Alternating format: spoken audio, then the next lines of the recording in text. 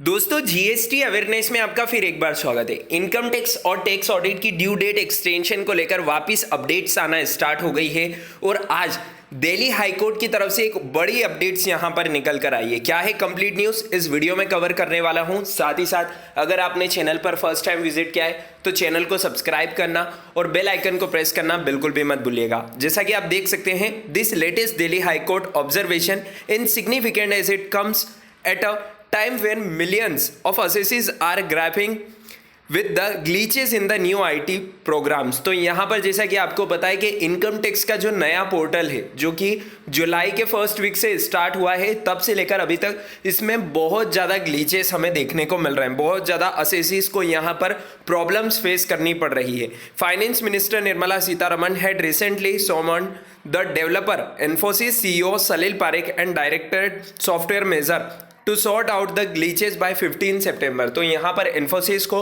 15 सितंबर तक का time period दिया गया है और आपकी ड्यू डेट सी यानी कि नॉन ऑडिट केस में आपकी इनकम टैक्स रिटर्न फाइल करने की ड्यू डेट ही 30 सितंबर 2021 है।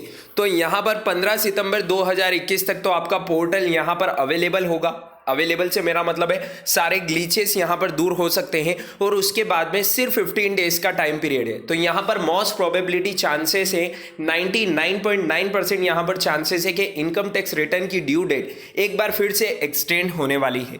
The Delhi high court said that technology is intended to ease and facilitate transaction and cannot be used to harass an assessee by asking him to rapidly file unnecessary and irrelevant forms. This court is also of the view that the software should applied by lawful direction and it cannot be the computer laws down an agenda contrary to law, according to which the court and assessees have to function if the only impediment to granting the relief sought by the petitioners is the software when the same should be suitable modified। तो Delhi high court की तरफ से एक बहुत बड़ी updates यहाँ पर निकल कर आई है इस हियरिंग को लेकर। आप देख सकते हैं it's 26th hearing. The court had given instance the glitches had shortcoming in the computer program and software.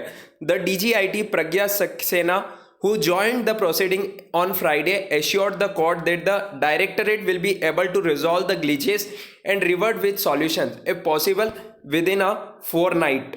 तो यहाँ पर अपडेट्स यही है कि दिल्ली हाई कोर्ट ने इनकम टैक्स डिपार्टमेंट को यहाँ पर 2 वीक्स का टाइम पीरियड दिया है। यानी कि आप देख सकते हैं Delhi high court has now directed income tax department to file a status report within 2 weeks.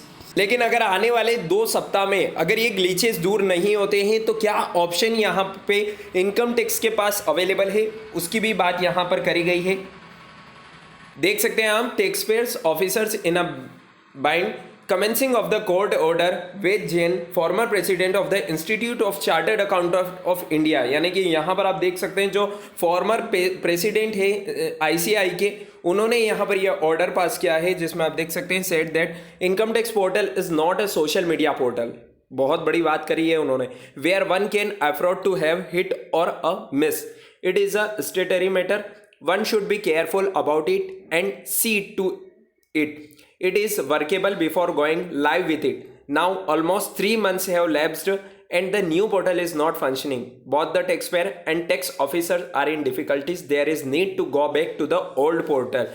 यानी कि यहाँ पर दिल्ली हाई कोर्ट की तरफ से क्लियर कह दिया गया है कि यदि आपका इनकम टैक्स का जो न्यू पोर्टल है जो कि पिछले 3 महीने से वर्क नहीं कर रहा है, अगर ये रिजॉल्व नहीं होता है तो आप अपने पुराने पोर्टल को यानी कि जो ओल्ड इनकम टैक्स का पोर्टल था उसे वापस से स्टार्ट कर दीजिए, क्योंकि यहाँ पर ये कोई सोशल मीडिया प्लेटफॉर्म नहीं है जहाँ पर इतनी सारी दिक्कतें चल जाएगी।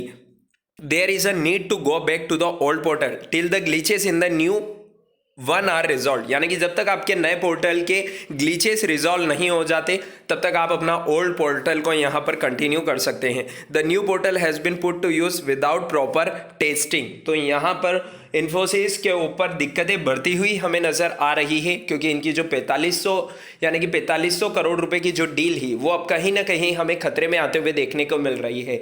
हालांकि ये सब बातें इन्फोसिस के पॉइंट ऑफ व्यू से एज अ टैक्स पेयर और प्रोफेशनल के पॉइंट ऑफ व्यू से यहाँ पर इनकम टैक्स और टैक्स ऑडिट की ड्यू डेट एक्सटेंड होना मोस्ट प्रोबेबिलिटी चांसेस हैं चांसेस ये भी है कि नेक्स्ट 2 डेज के अंदर यानी कि आने वाले अगले 2 दिन में आपको इनकम टैक्स की तरफ से यानी कि हमारी फाइनेंस मिनिस्टर की तरफ से ड्यू डेट एक्सटेंशन से रिलेटेड कोई ऑफिशियल अपडेट देखने को मिल सकती है। तो चलिए दोस्तों, उम्मीद है आपको वीडियो और अपडेट पसंद आई होगी। दिल्ली हाईकोर्ट की तरफ से जो ये रिक्वेस्ट, जो ये अपडेट्स आई है वो मैंने आपके साथ शेयर कर दी है। मिलते हैं नेक्स्ट वीडियो में अनदर किसी इंपॉर्टेंट अपडेट के साथ। तब तक के लिए स्टे कनेक्टेड, स्टे अपडेटेड।